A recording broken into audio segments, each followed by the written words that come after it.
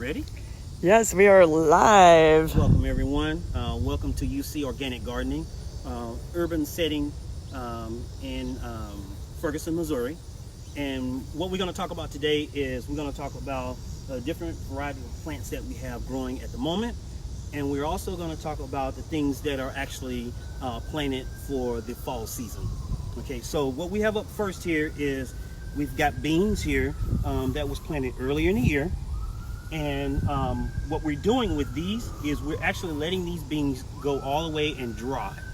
And the reason we're letting these dry is so that we can actually have the seed for the next following year. As you can see how that seed is completely dry now. That we'll plant next year and we'll actually get more plants. This will be the third generation of seed from this particular plant itself. And this is what everyone calls snap bean or string bean. Now, as you can see, the tall plants that we have here, this is okra. Now, this is the second generation of okra, meaning that we grew okra last year and we kept the seeds. And these are the offspring from those seeds. As you can see, we have beautiful yellow, purple flowers, which is where the okra comes from. And actually, let's harvest an okra. This is the general size of okra you will see when you go to the grocery store. Anything longer than that and it becomes very fibrous. And so you want to manage the length of okra that you grow, and depending on how you want to harvest it. Okay? And as you can see, we've got plants all the way down. This is about 22 feet. So we have to constantly come out and get okra off of these plants every 2 days. Okay, right next to that, these are purple pod peas. Now these were planted, as you can see, plenty of flowers. We actually have some peas on already. These were actually planted middle of July, and as you can see, from that point up until now, we actually have peas. Now these, when you cook these, will actually turn green. So it is a green bean, but it is a purple pod when you first harvest it. Okay? Moving right along, we're gonna go to the next bed over. Cool.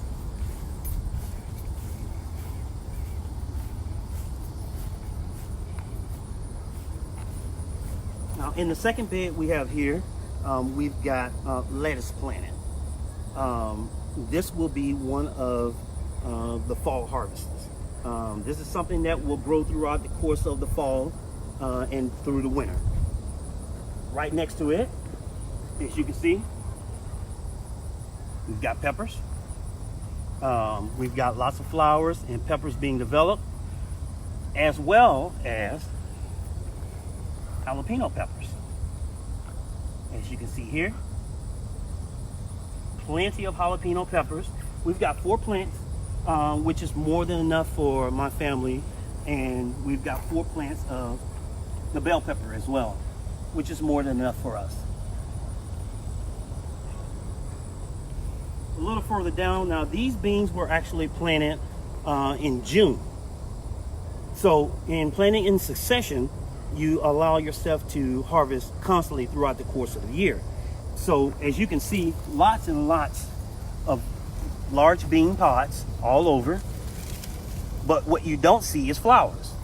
And the reason for that, this is the last harvest for these beans, meaning that these beans, once I harvest them, we will actually pull these beans out. So there's 2 varieties. We got purple pod, and we also have bush lake bean. So lots and lots of beans to get to stabilize one's diet. Next to that, we've got eggplant. Ooh, yummy. And I'll step over and show you what an actual eggplant looks like on the vine. That is what an eggplant looks like on the vine itself. So an eggplant is a very slow grower.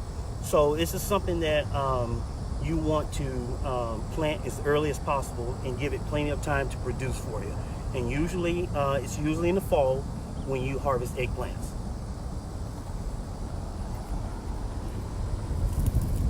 Next up, we've got broccoli.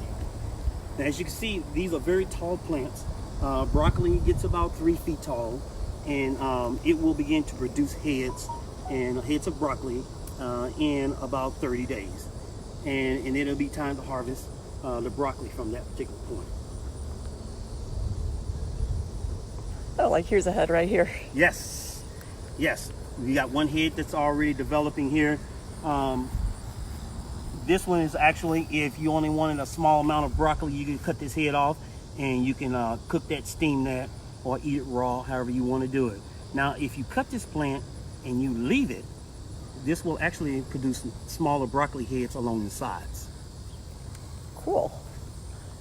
Now, this empty section that you see here is not actually empty. What we have here is collard greens, turnip greens, and mustard greens.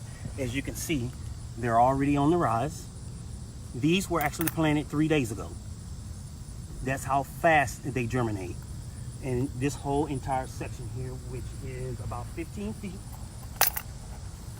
will produce plenty of greens as well as turnips. And it will also allow you to get 2 different types of vegetables. You can eat the leafy green, or you can actually cook the turnip itself. Cool. Now this row here, of tomatoes, we've got 3 different varieties. We've got brandywine, cherry tomatoes, and we've got beefsteak tomatoes. And as you can see, we have plenty of tomatoes, large tomatoes. We've been harvesting tomatoes for the last 2 months. And as you can see, each plant has different size, different varieties, different shapes. Now, when you see a tomato shaped like that, typically that is an heirloom tomato. It's not a typically commercial grown tomato that you would see in a grocery store. This is an heirloom, meaning that this is one that has a generational seed that's been passed down from generation to generation. And it's just loaded with tomatoes. We have to keep these harvested as well. But if you look, cherry tomatoes is just absolutely explosive. I mean, there are so many cherry tomatoes. We have cherry tomatoes laying down here. You can pick cherry tomatoes at different stages. If you pick a cherry tomato like that, set it on the table for about 2 or 3 days, and it will actually turn dark red. Unless you want to actually eat a cherry tomato now. Very nice. Fresh, organic, no chemicals, no pesticides. Nature at its best. As you can see, we're laced with cherry tomatoes. I have way more cherry tomatoes than we can actually eat. So what we do is we dehydrate cherry tomatoes, and we eat those as snacks throughout the course of the winter.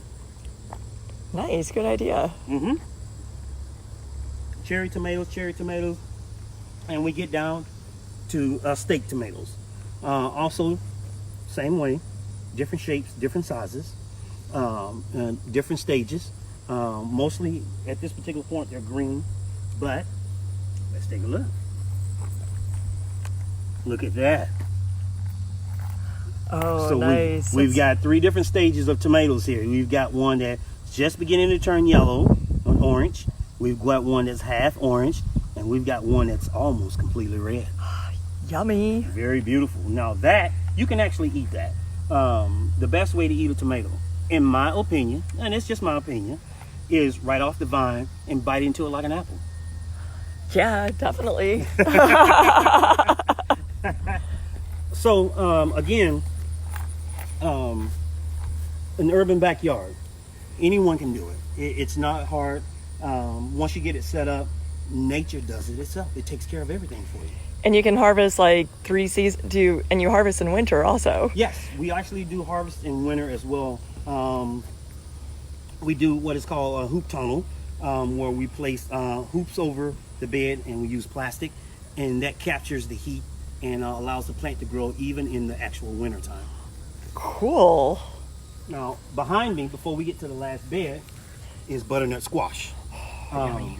We've probably harvested about 20 butternut squash this year.